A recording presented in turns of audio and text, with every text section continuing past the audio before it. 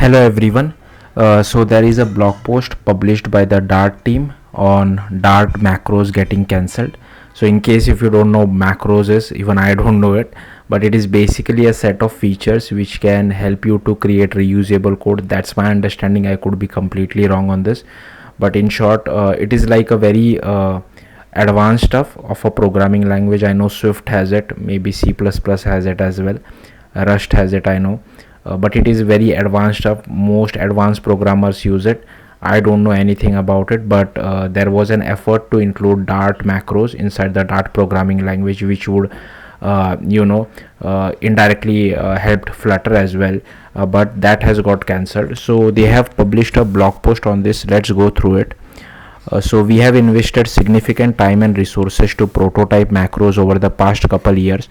Unfortunately, each time we solved a major technical hurdle, we saw new ones pop up. At this point, we are not seeing macros converging anytime soon towards a feature we are comfortable shipping with the quality and developer time performance we want. After considering the opportunity cost, in particular the feature we could be shipping to the community instead, we have made the difficult decision to stop our work on macros.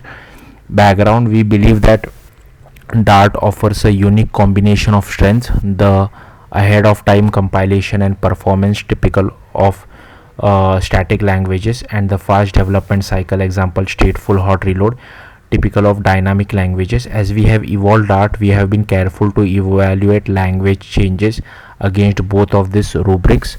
Powerful meta programming built on rich introspection has always been a challenge in this context. Runtime introspection, example reflection, makes it difficult to perform the tree shaking optimization that allow us to generate small binaries. Static introspection, example macros, can take couple forms.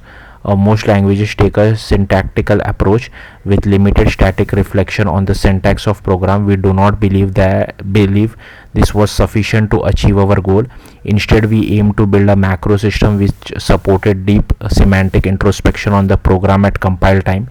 Semantic introspection unfortunately turned out to introduce large compile time cost, which made it difficult to keep stateful hot reload hot. We have concluded we are simply too far away from shipping macros with the developer time performance we require. Our current implementation regresses both editing, example static analysis, and code completion and incremental compilation, the first step of a hot reload. We are not confident we can adequately solve this problem in a reasonable time frame. Moving forward, we have decided to focus on other features we are more confident about shipping. One area we will be investigating in is better support for data in Dart.